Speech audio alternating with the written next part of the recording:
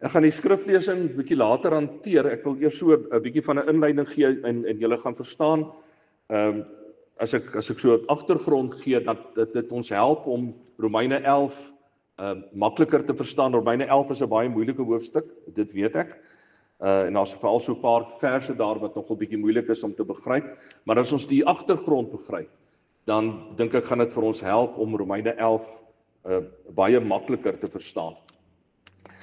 Nou, terwyl ek besig was om voor te berei vir vandag, het ek teruggedink aan 2 ervarings wat ek jare terug in my lewe gehad het. Die eerste een was in 1978. Ek was nog 'n jong student daar aan die Universiteit van Pretoria en ek dalk so 'n bietjie meer voortvarendheid as verstand gehad op daai stadium. Ek weet nie of dit al verbeter het nie, maar ek hoop daarom so. Maar ons het gehoor op daai stadium dat die Jehova-getuies 'n groot kongres gereël het in Pretoria, daar by die skougronde, vir die van julle wat Pretoria ken. En 'n paar van ons het toe besluit, ons gaan nie die kongres self bywoon nie, maar ons wil daar wees op die skouterrein. En ons het eintlik maar gedink dat ons 'n bietjie met van die Jehova-getuies wil gesels oor die evangelie van Jesus Christus en gehoop dat in die proses ons hulle dalk kan help om van hulle dwaalleringe af te sien.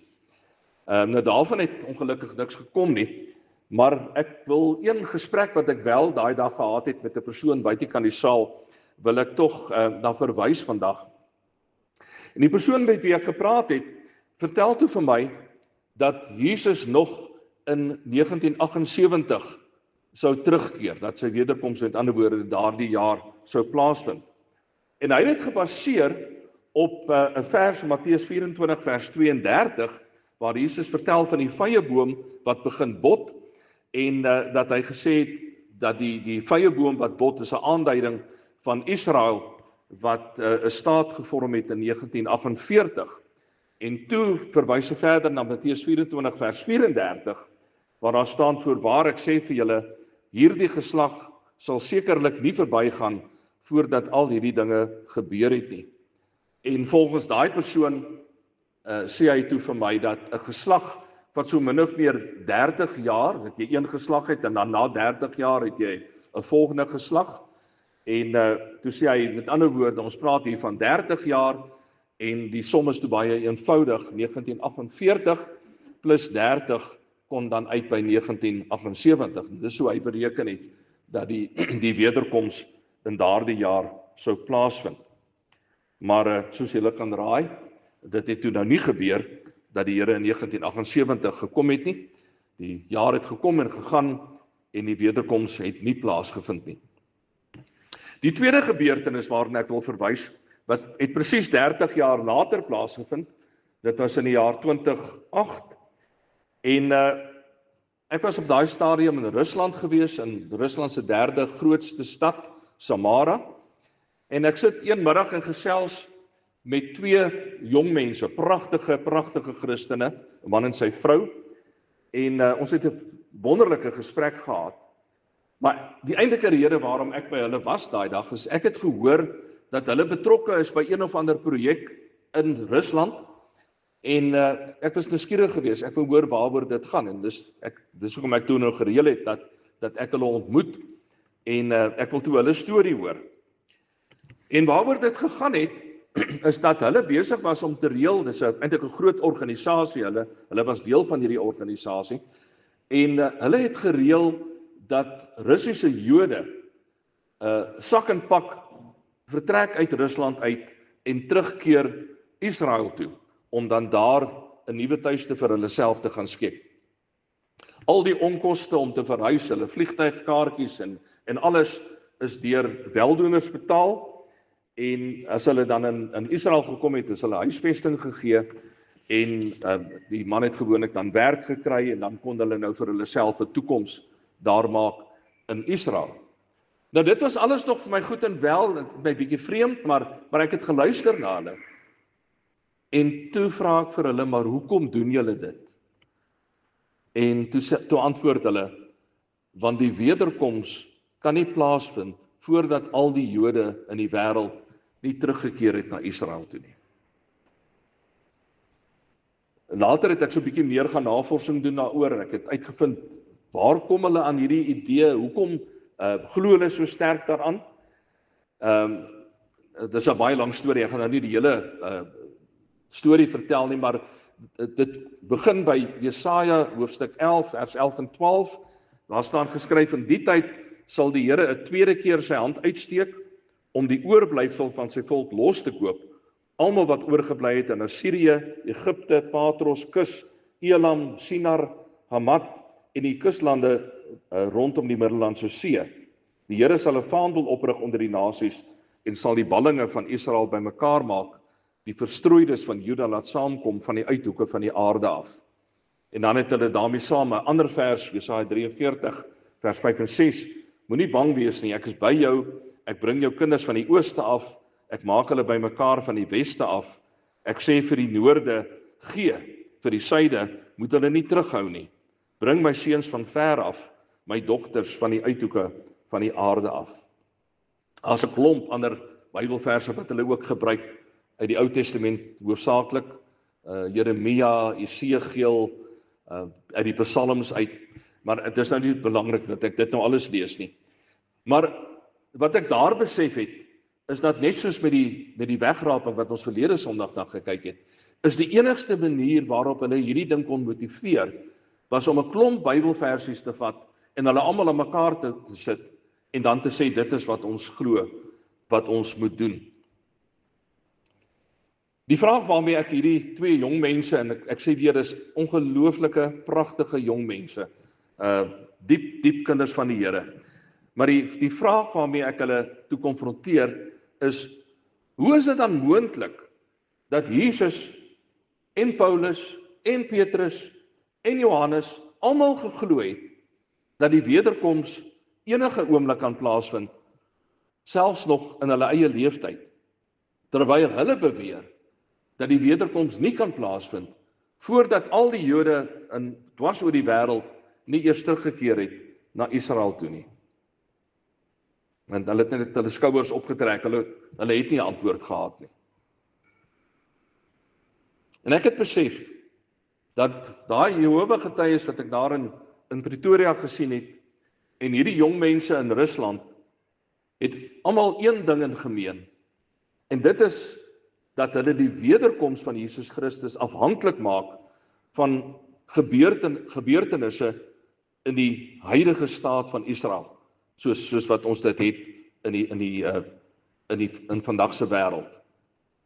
Maar dan impliseer dit, broer en suster, dat sedert die tyd van die Nuwe Testament, vir 2000 jaar lank, het die kerk eintlik 'n klomp leuns verkondig. Want die kerk het nog altyd gesê dat die wederkoms van Jesus Christus enige oomblik kan plaasvind. Trouwens, dit beteken selfs dat Jesus Christus 'n leuen vertel het, want hy het ook gesê, die wederkoms kan enige oomblik plaasvind. Julle moet paraat wees, julle moet gereed wees daarvoor, dat die wederkoms enige oomblik kan gebeur. En niemand kan vooraf sê wanneer dit gaan gebeur nie. Maar hulle sê, al die groep wat nou daar in Rusland was, hulle sê, nee, dis nie die waarheid nie. Want die wederkoms kan nie plaasvind nie. Selfs vandag kan ons nog nie sê dat die wederkoms enige oomblik kan plaasvind nie, want al die Jode is nog nie terug in Israel nie. Maar daar's nou nog 'n ander vreemde ding, 'n ander vreemde siening, wat onder sommige Christene begin posvat het deesdae. En dit is dat jy dit al hoe meer hoor, dat mense verkondig, wat baie Christene selfs dit verkondig, dat die huidige Israel, vandag se Israel, steeds as God se uitverkore volk beskou moet word, net soos wat dit in die Ou Testament was. En dat volgens hulle die wederkoms nie sal plaasvind voordat daar nie eers 'n massa bekering van die Jode plaasgevind het nie. Dit word baie keer beskryf, as jy gaan oplees daaroor, gaan dit oor the last great awakening. En hierdie standpunt word weer hoofsaaklik gebaseer op 'n baie letterlike verklaring van Openbaring, onder andere Openbaring 7, daar waar ons lees van die 144.000 uit die 12 stamme van Juda en Israel, dat hulle 'n baie letterlike verklaring daarvoor gee. En daarop, om daai rede dan sê dat Israel nog steeds die uitverkore volk van God is. Maar geliefdes, as dit die waarheid sou wees, dan bring dit ons weer terug na presies dieselfde vraag en probleem wat ek vroeër gestel het. Met ander woorde, die wederkoms van Jesus Christus kan nie vandag plaasvind nie. As ons vir mekaar sê die wederkoms kan enige oomblik plaasvind, dit kan vandag gebeur, dit kan môre gebeur, dan trek hierdie siening 'n streep daardeur. Want daar het nog geen massabekering van die Jode plaasgevind nie. Nog nooit in die geskiedenis nie, en nie vandag nie.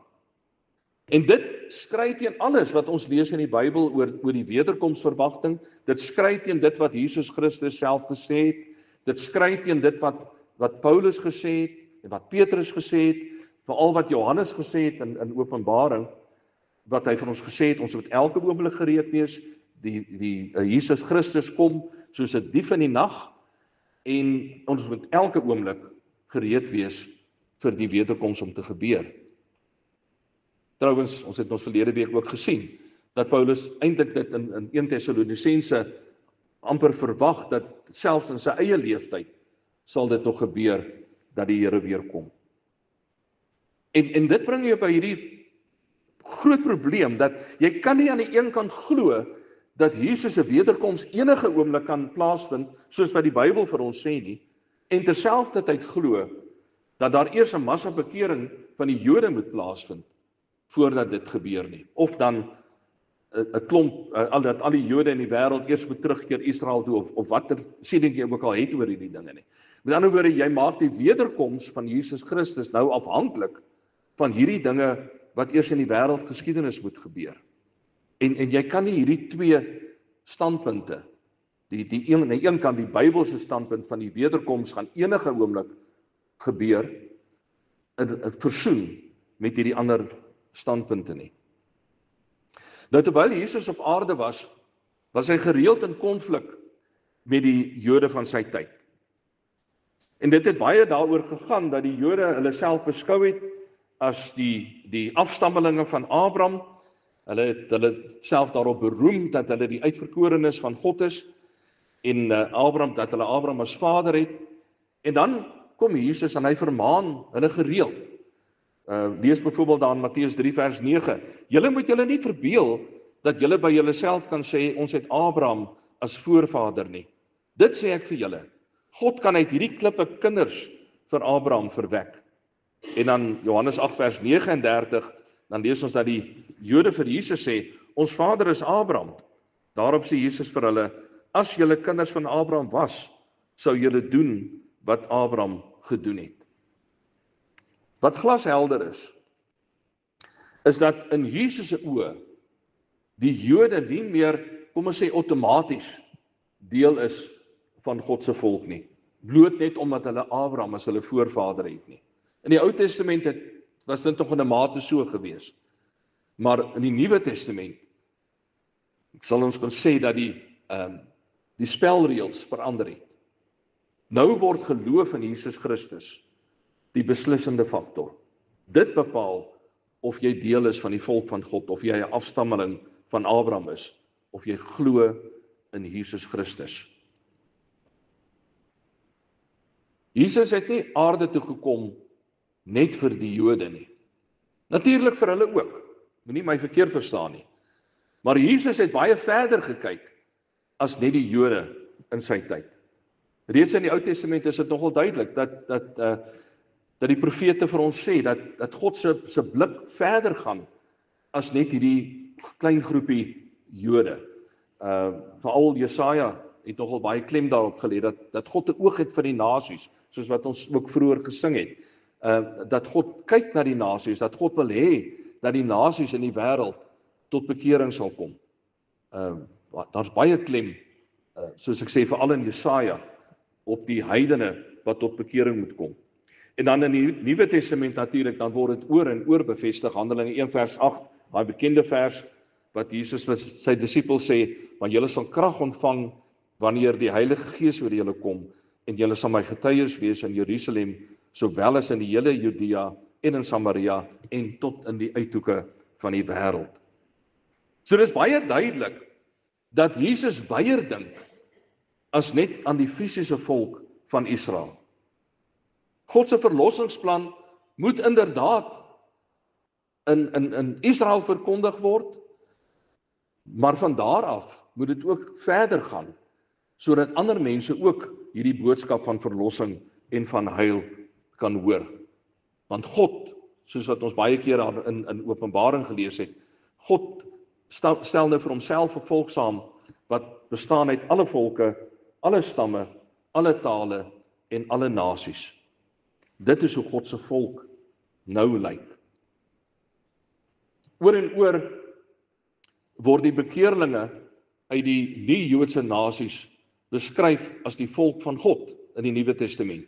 En daai term volk van God is in die Ou Testament eksklusief net vir Israel gebruik. En nou kom ons in die Nuwe Testament nadat Jesus Christus gekom het en nou begin hy om ook die nie-Joodse volke of die nie-Joodse bekeerlinge te beskryf as die volk van God. Lees byvoorbeeld Handelinge 15 vers 14. Simon het verduidelik hoe dit God self is wat begin het om na die heidene nasies om te sien deur vir hom 'n volk uit hulle te versamel. En Paulus, wat self 'n Jood was, hy skryf daar in Efesiërs 3 vers 6, en dit is die geheimenis, deur die verkondiging van die evangelie en in hulle verbondenheid met Christus, Jesus, word ook mense wat nie Jode is nie, saam met ons, aan die woorde saam met die Jode, deel van die volk van God en lede van die liggaam van Christus, en kry hulle ook saam met ons deel aan wat God beloof het. En dan sê Paulus op 'n hele klomp plekke dat God geen onderskeid meer maak tussen die gelowiges uit die Jodendom en die gelowiges uit die ander nasies nie. Dink maar net aan Galasiërs 3 vers 29. En as julle aan Christus behoort, is julle ook nakomelinge van Abraham en erfgename kragtens die belofte van God. Met ander woorde, wat Paulus vir ons sê, alle gelowiges, ongeag uit watter volk hulle afkomstig is, alle gelowiges vorm nou deel van die ware volk van God. En ook ek en jy, ons is ook deel van die volk van God. Hoekom?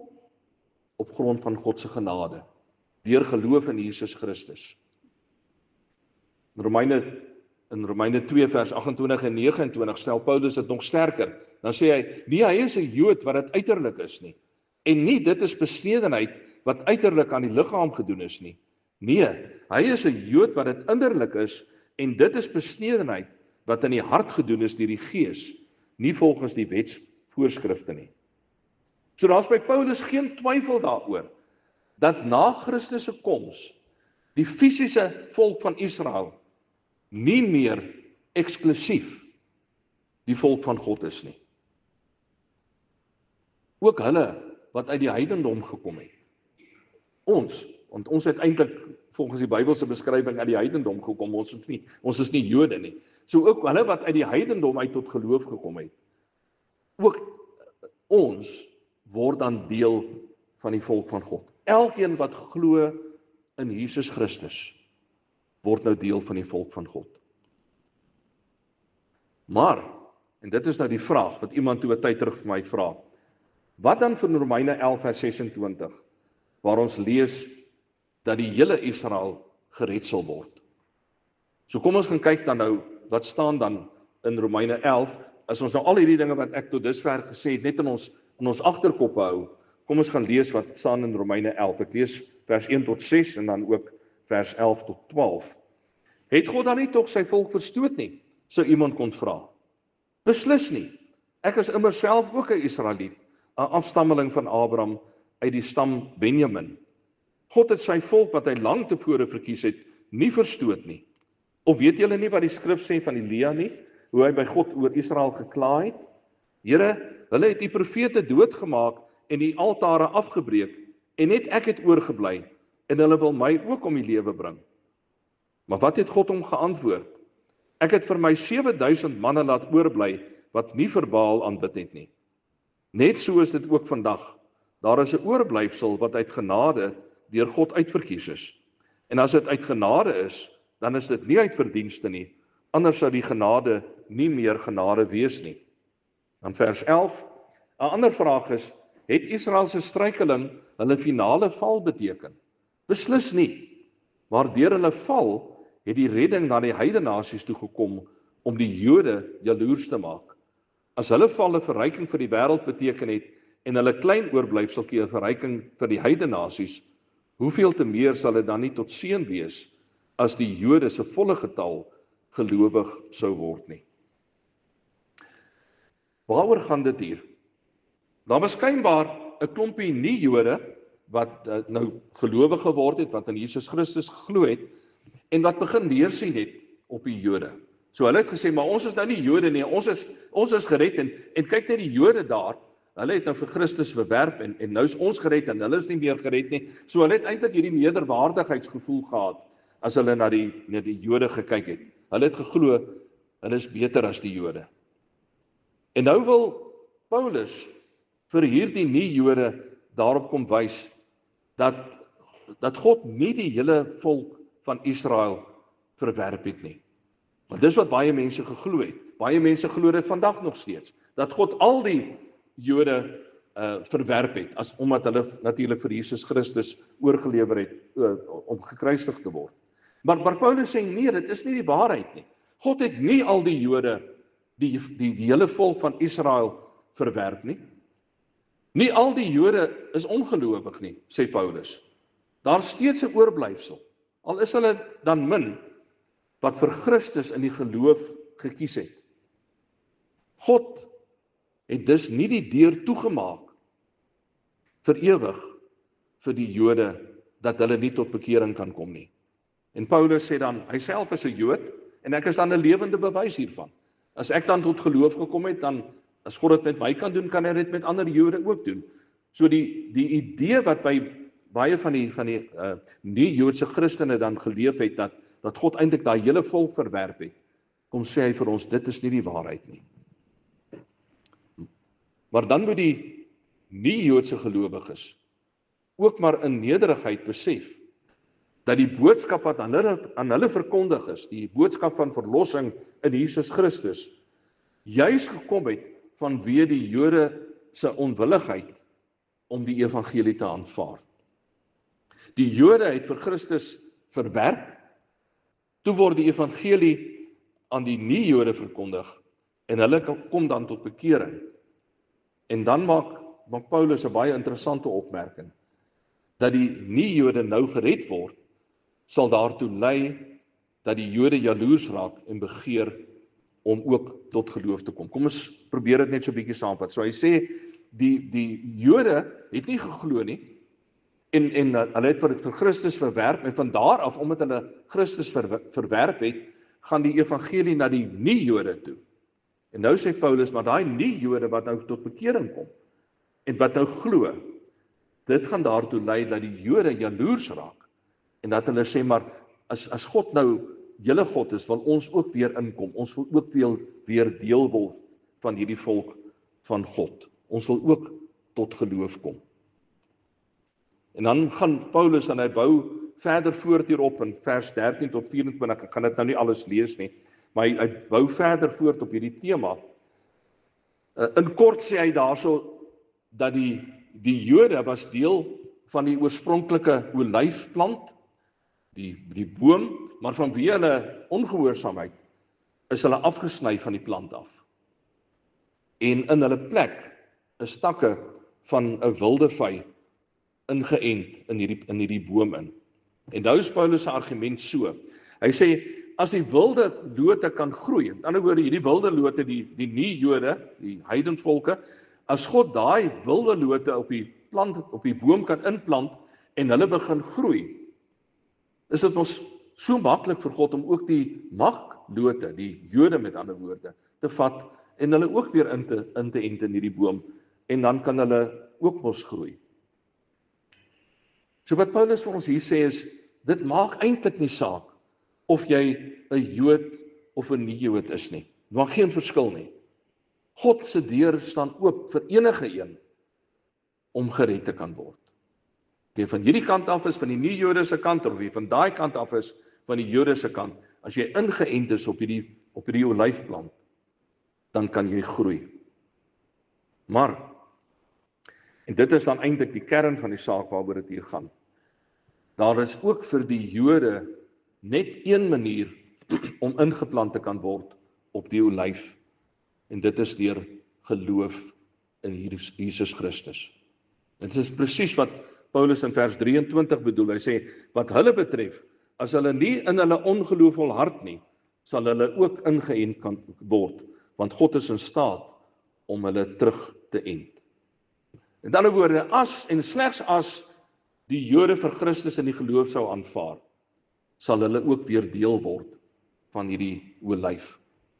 En dan gaan Paulus voort en hy gee 'n bietjie meer detail. In vers 25 lees ons staan hier voor 'n geheimenis, broers, en ek wil hê julle moet weet wat dit is, sodat julle nie te selfversekerd sal wees nie. Die verharding het oor 'n deel van Israel gekom en duur totdat die volle getal uit die heidene nasies in die koninkryk ingegaan het.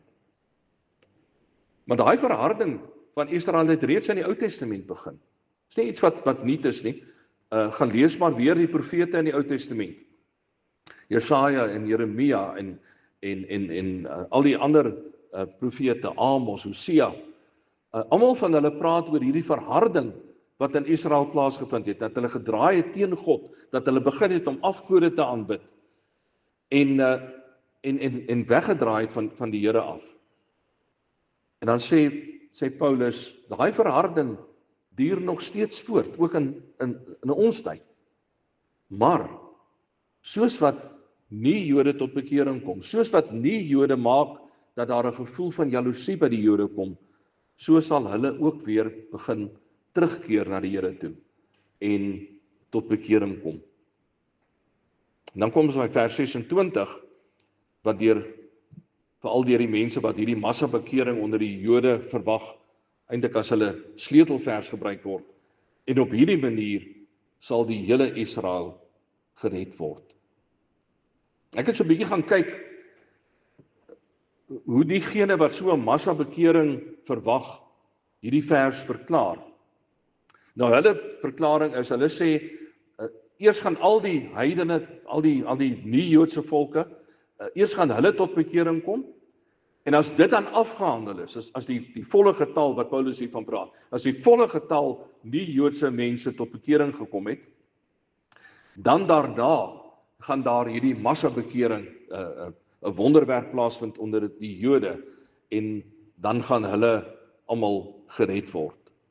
So daar gaan 'n een of ander wonderwerk plaasvind, wat sal maak dat die hele Israel gered sal word. Maar dis nie wat Paulus sê nie. Dis nie wat daar staan in daai verse nie. Paulus sê nêrens dat die heidene eers tot bekering kom en daarna vind hierdie massa bekering onder die Jode plaas nie.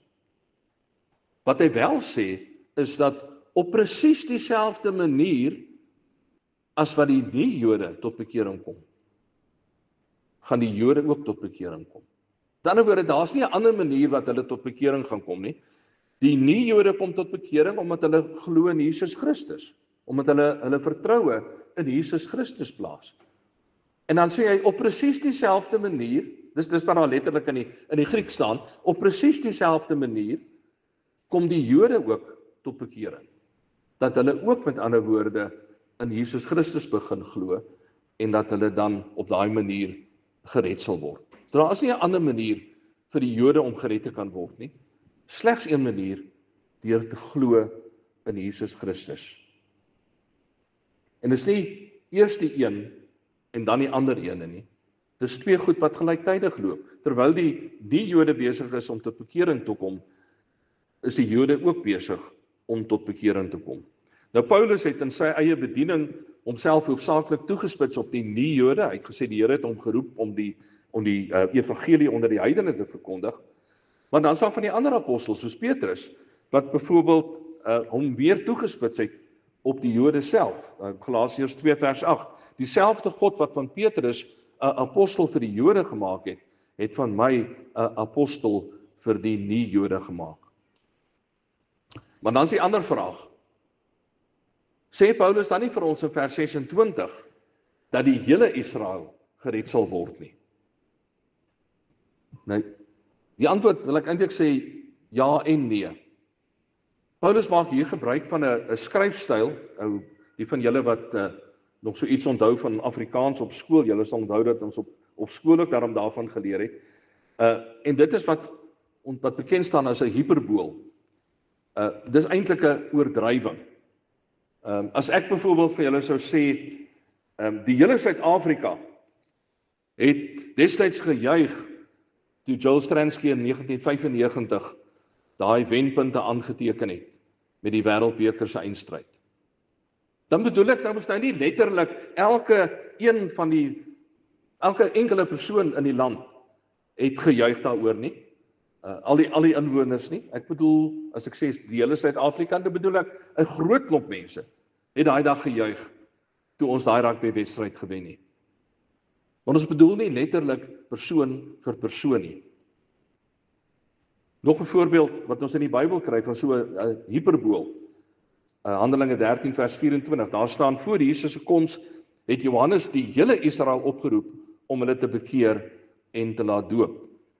Maar ook hier, die bedoeling is nie dat Johannes letterlik van huis tot huis gegaan het met elke enkele persoon wat in Israel woon vir hulle gaan sê het julle moet julle bekeer nie. Dis nie hoe hy gewerk het nie. Hy het daar in die Jordaanrivier was hy daar gewees, hy het daar gepreek en die mense het vir hom kom luister. Maar hy het aan 'n groot deel van die volk het hy die boodskap gebring. Maar nie letterlik elke enkele persoon in Israel nie. En Paulus se verwagting is ook nie dat elke enkele Jood persoon vir persoon tot bekering gaan kom nie. Hy voorsien wel dat soos wat al hoe meer heidene tot bekering kom, ook al hoe meer Jode tot bekering sal kom. Die heidene maak die Jode jaloers, sê hy. En soos wat hulle die genade van Jesus Christus aanvaar en hulle 'n nuwe lewe begin lei, so sê hy, sal dit ook met die Jode wees, dat hulle ook sal begin glo in Jesus Christus. Maar die eintlike belangrike ding wat ons hier moet raak sien, is dat Paulus nie voorsien dat dit eers iewers in die toekoms gaan plaasvind nie. In die verre toekoms, 2000 jaar later, of meer nog, vorentoe, wat hierdie bekering onder die Jode gaan plaasvind nie. As ons kyk na vers 30 en 31, dan gebruik Paulus 3 keer die woordjie nou, om te sê dat hierdie goeders wat aan die gebeur is nou, terwyl ek besig is om hier te skryf aan julle, is hierdie goeders besig om te gebeur. Net soos wat julle, ek miskien net sê, ek het hierdie vertaling self gemaak uit die Grieks uit, en die Bybelse vertalings is regtig nogal bietjie moeilik, so ek het probeer om dit so bietjie eenvoudiger te maak. Net soos wat julle, die nie-Jode, op 'n stadium aan God ongehoorsaam was, maar hy nou aan julle genade betoon as gevolg van die ongehoorsaamheid van die Jode, soos hulle op hulle beurt ook nou ongehoorsaam aan God, as gevolg van die genade wat God aan julle, die nie-Jode, betoon, sodat hulle weer op hulle beurt nou by God genade kan vind. So hy lê die klem op 3 dinge wat nou gebeur. God betoon nou genade aan die nie-Jode. Die Jode is nou ongehoorsaam aan God en die Jode vind nou genade by God. Alles nog in die tyd wat Paulus op aarde was, wat hy besig was om hierdie brief aan die Romeine te skryf. Wat is ons gevolgtrekking daaroor? God het nooit die Jode as 'n volk afgeskryf nie. Ten spyte van hulle ongehoorsaamheid, bly God steeds lief vir hulle. Ten spyte daarvan dat die mense wat vir Jesus gekruisig het gesê het, dat die oordeel van God op ons en op ons kinders afkom, vir dit wat ons hier gaan doen, het God hulle nie verwerp as volk nie. God is steeds lief vir hulle. En enige Jood wat bereid is om in Christus te glo, en daar's baie van hulle, sal net soos ons gered word. Dit geld vir die Jode in Paulus se tyd, en dit geld vir die Jode in ons tyd vandag. En dit geld vir elke persoon tot en met die wederkoms van Jesus Christus. Net soos wat dit ook vir die nie-Jode geld. En nou kan ons vra, Maak dit regtig saak. As ek sou glo dat daar iewers in die toekoms 'n bonatuurlike massabekering onder die Jode sou plaasvind, is dit regtig so belangrik om dit te glo of nie te glo nie? Ek dink, ek sou kon sê, wel, dit raak nie die kern van ons geloof aan nie. Kern van ons geloof is, vandag is nogal hervormingssondag, die kern van ons geloof is, dat ek glo, dat ek deur geloof in Jesus Christus alleen gered kan word. Dis die kern van wat ons glo. En hierdie hele storie oor Israel raak nie die kern van ons geloof aan nie. Maar, as dit tot gevolg sou hê, dat ek myself begin geruststel, vir myself begin sê, ag wel, die Here kan in elk geval nie vandag kom nie, want ek wag nog vir hierdie massabekering van die Jode wat moet plaasvind. So, ek kan eintlik maar vandag doen wat ek wil, ek kan leef soos wat ek wil. Ek hoef nie in 'n verwagting te leef, dat Jesus weer gaan kom nie, want daai massabekering het nog nie plaasgevind nie, dan is dit 'n probleem. Want dan is ek nie meer paraat, soos wat Jesus Christus vir ons gesê het, hoe ons moet wees nie. Dan leef ek nie meer in 'n lewende verwagting van die wederkoms van Jesus Christus, wat letterlik enige oomblik kan plaasvind nie, wat letterlik vandag kan plaasvind nie. Jesus het gesê, ons moet so leef, dat ons elke oomblik gereed is daarvoor. En deur al die ander goed te glo, lyk dit vir my, gaan ek naderhand begin afkoel. Gaan ek nie meer so angstig wag op die wederkoms van Christus nie. En as dit sou maak, dat ek voel, want ek het ook dan nie meer nodig om vir die Jode te bid nie. Want hulle gaan in elk geval op 'n bonatuurlike manier almal tot bekering kom, almal gered word, dan is dit ook 'n groot probleem.